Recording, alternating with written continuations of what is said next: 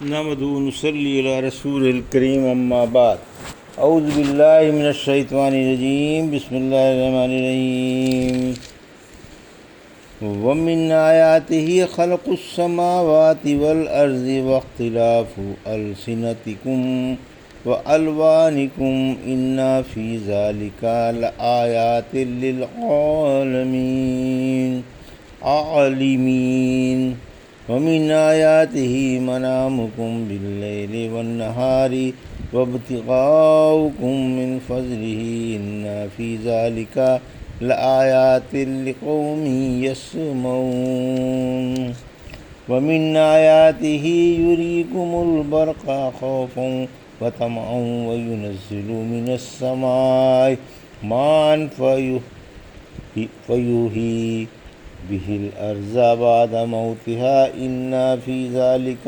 لآیات لقوم یعقلون ومن آیاتہ ان تقوم السماء والارض بامرہ ثم اذا دعاکم دعوة من الارض اذا انتم تخرجون وَلَهُ مَنْ فِي السَّمَاوَاتِ وَالْأَرْضِ كُلٌّ لَهُ قَانِتُونَ وَهُوَ الَّذِي يُبْدِئُ الْخَلْقَ ثُمَّ يُعِيدُهُ وَهُوَ أَهْوَنُ عَلَيْهِ وَلَهُ الْمَثَلُ الْأَعْلَى فِي السَّمَاوَاتِ وَالْأَرْضِ وَهُوَ الْعَزِيزُ الْحَكِيمُ۔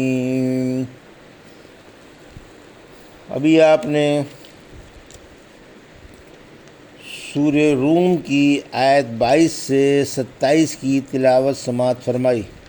ان آیتوں کا ترجمہ اور تفسیر اس طرح ہے: وَمِنْ آیَاتِهِ خَلْقُ السَّمَاوَاتِ وَالْأَرْضِ وَاخْتِلَافُ أَلْسِنَتِكُمْ وَأَلْوَانِكُمْ إِنَّ فِي ذَلِكَ لَآیَاتٍ لِلْعَالِمِینَ۔ آیت 22۔ وَمِنْ آیَاتِهِ مَنَامُکُم بِاللیلِ وَالنَّہارِ وَابْتِغَاؤُکُم مِّن فَضْلِهِ إِنَّ فِی ذَلِکَ لَآیَاتٍ لِقَوْمٍ یسمعون۔ آیت 23۔ ترجمہ: اور اس کی نشانیوں میں سے آسمان و زمین کا پیدا کرنا ہے اور تمہاری زبانوں اور رنگوں کا اختلاف ہے، یقیناً اس میں جاننے والوں کے لیے بڑی بڑی نشانیاں ہیں، اور اس کی نشانیوں میں سے رات میں تمہارا سونا اور دن میں تمہارا اس کے فضل کو تلاش کرنا ہے، بلا شبہ اس میں سننے والوں کے لیے بڑی بڑی نشانیاں ہیں۔ یہ تھا ترجمہ سورہ روم کی آیت 22 اور 23 کا۔ تفسیر۔ آیت 22: تخلیق کائنات اللہ کو پکار رہی ہے۔ حق تعالیٰ اپنی عظیم و ہمغیر قدرت کی ایک اور نشانی بیان فرماتا ہے کہ اس نے اس قدر بلند و وسیع اور صاف و شفاف آسمان بنائے، جن میں ٹھہرے ہوئے اور گردش کرنے والے روشن تارے بنائے، زمین انتہائی پست و کثیف بنائی جس پر پہاڑ، کھیت، سمندر، چٹیل میدان، ریگستان، حیوان اور درخت پیدا فرما دیے، علاوہ ازیں مختلف بولیاں پیدا کیں، عربوں کی، تاتاریوں کی، کردوں کی، رومیوں کی، فرنگیوں کی، حبشیوں کی، بربر کی، مقرونیوں کی اور ہندوؤں کی، اجمیوں کی، صقالیہ کی، ارمینیوں کی اور جزریوں کی، اور نامعلوم اور کتنی روئے زمین کی بولیاں پیدا کیں، اور اس نے تمہارے رنگ بھی مختلف بنائے۔ روئے زمین کے تمام انسان ابتدائے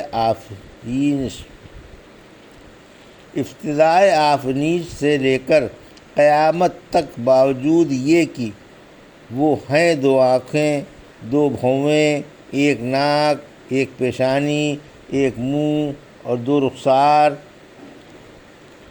رکھتے ہیں، اور تمام اعضاء سب کے ایک ہی جیسے ہیں، لیکن پھر بھی ایک دوسرے سے جدا ہے۔ ہر ایک میں کوئی نہ کوئی عادت، حیت یا کلام کا انداز یا طرز ادا ظاہری یا باطنی ایسی ضرور پائی جاتی ہے کہ اس کی وجہ سے یہ سب سے الگ تھلگ دکھائی دیتا ہے۔ ہر شخص میں کوئی نہ کوئی امتیازی وصف ضرور پایا جاتا ہے جس سے اس کی شخصیت دوسروں سے اسے جدا رکھتی ہے۔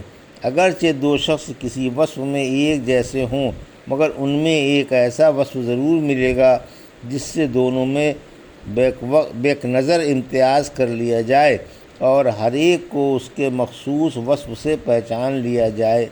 پھر فرمایا کہ ہر غور و فکر کرنے والا اتنی عظیم طاقتوں کے مالک کو پہچان سکتا ہے اور اس کی ان عجیب و غریب صنعتوں سے اسے جان سکتا ہے۔ آیت 23۔ نیند بھی اللہ کی ایک نعمت ہے۔ اللہ کی قدرت کی ایک یہ بھی نشانی ہے کہ اس نے تم میں نیند پیدا کر دی۔ تم رات کو بھی سوتے ہو اور دوپہر کو دن میں بھی، جس سے تم کو آرام ملتا ہے، سکون حاصل ہوتا ہے، تھکن دور ہو جاتی ہے اور پھر تازہ دم اور چاق و چوبند ہو جاتے ہو۔ دن میں چلتے پھرتے ہو، معاش کے ظاہری اسباب فراہم کرتے ہو اور چھوٹے بڑے سفر کرتے ہو جو نیند کی حالت میں نہیں کیے جا سکتے۔ رات میں آرام اور دن میں کام کرتے ہو۔ آرام کام کی ضد ہے۔ سننے والوں کو اور سمجھنے والوں کے لیے اللہ کی معرفت یہی ایک نشانی کافی ہے۔ وَمِنْ آيَاتِهِ يُرِيكُمُ الْبَرْقَ خَوْفًا وَطَمَعًا وَيُنَزِّلُ مِنَ السَّمَاءِ مَاءً فَيُحْيِي بِهِ الْأَرْضَ بَعْدَ مَوْتِهَا إِنَّ فِي ذَلِكَ لَآيَاتٍ لِقَوْمٍ يَعْقِلُونَ۔ آیت 24۔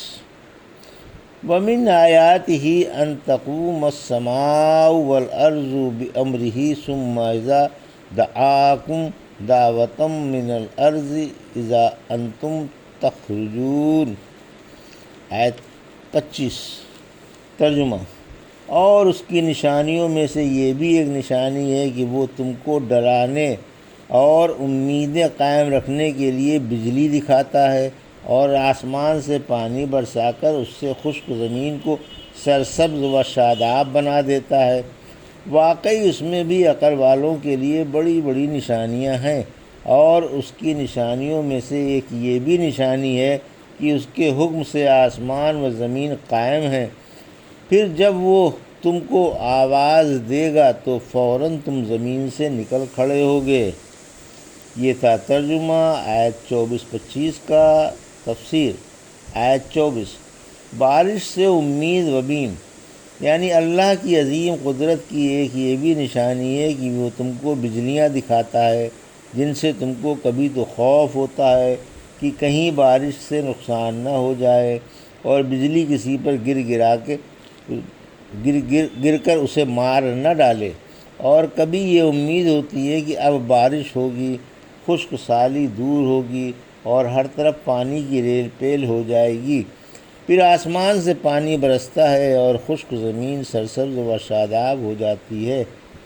کل تو اس پر خاک اڑ رہی تھی، لیکن آج بارش نے اس کا رنگ ہی بدل دیا۔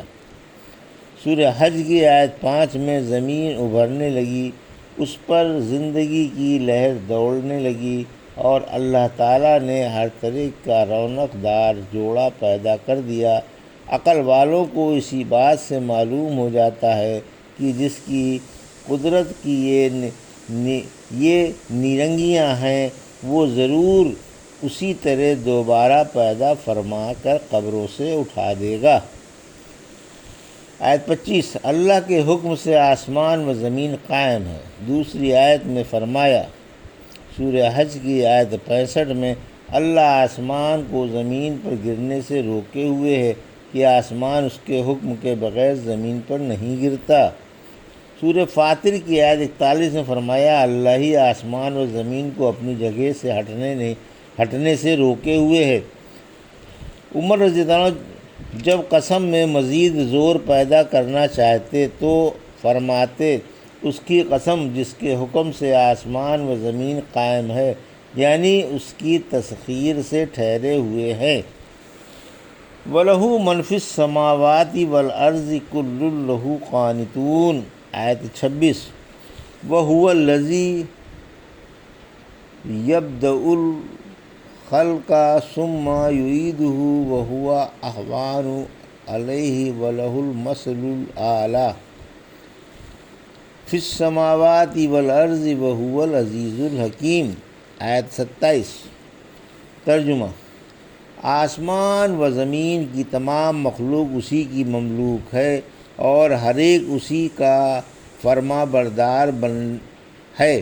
وہی شروع میں مخلوق پیدا کرتا ہے، پھر وہی اسے دوبارہ پیدا کر دے گا، اور یہ تو اس کے لیے بہت ہی سہل ہے۔ آسمان و زمین میں اسی کی اعلیٰ شان ہے اور وہی سب پر غالب اور بڑی حکمت والا ہے۔ یہ تھا ترجمہ آیت 26-27 کا۔ تفسیر آیت 26: تمام مخلوق اللہ کی مملوک ہے، یعنی آسمان و زمین کی تمام مخلوق اسی کی ملکیت میں ہے اور سب اسی کے لونڈی غلام ہیں۔ ہر ایک خوشی سے یا ناخوشی سے اسی کے زیر فرما ہے۔ ایک حدیث میں ہے کہ قرآن میں جہاں بھی قنوت آیا ہے اس سے مراد طاعت ہے۔ آیت 27: زندگی بعد الموت کی دلیل، یعنی جب کسی چیز کا دوبارہ پیدا کرنا شروع کے پیدا کرنے کی بنسبت آسان ہوتا ہے تو اللہ کے لیے تو شروع میں بھی پیدا کرنا آسان ہے، پھر بھلا وہ دوبارہ کیسے نہ پیدا کر سکے گا؟ حق تعالیٰ نے فرمایا، مجھے آدم کے بیٹے نے جھٹلایا حالانکہ اسے یہ بات لائق نہ تھی، اور اس نے مجھے گالیاں دیں حالانکہ اسے یہ بات بھی لائق نہ تھی۔ اس کا جھٹلانا تو یہ ہے کہ وہ کہتا ہے کہ اللہ مجھے دوبارہ پیدا نہیں کر سکتا جس طرح اس نے شروع میں پیدا کیا تھا، اور اس کا گالی دینا یہ ہے کہ اللہ کے اولاد ہے، حالانکہ میں اکیلا ہوں، بے نیاز ہوں، نہ صاحب اولاد ہوں اور نہ ماں باپ والا، اور نہ میرے برابر کا کوئی ہے۔ اللہ بڑی عالی شان والا ہے۔ پھر فرمایا کہ اس کی تو آسمان و زمین میں بڑی بلند شان ہے۔ سورہ شورى کی آیت 11 میں فرمایا، اس کے مثل کوئی چیز نہیں۔ ابن عباس عنہ فرماتے ہیں، اس کی شان ایسی اعلیٰ ہے کہ اس کے سوا نہ کوئی اور رب ہے اور نہ معبود، بس وہ ایسا غالب ہے کہ کوئی اسے شکست دے ہی نہیں سکتا اور اس کے کسی کام میں آڑے آ ہی نہیں سکتا۔ وہ تو اپنی ہمگیر قدرت سے اور اقوال و افعال میں اپنی حکمت والی سطوت سے سب پر غالب ہے اور سب اسی کے قابو میں ہیں۔ ابھی آپ نے سورہ روم کی آیت 22 سے 27 کی کا ترجمہ اور تفسیر جو ابھی آپ نے سماعت فرمائی۔ بارک اللہ لی و لکم فی القرآن الحکیم و نفعنی وایاکم بآیات الذکر الحکیم۔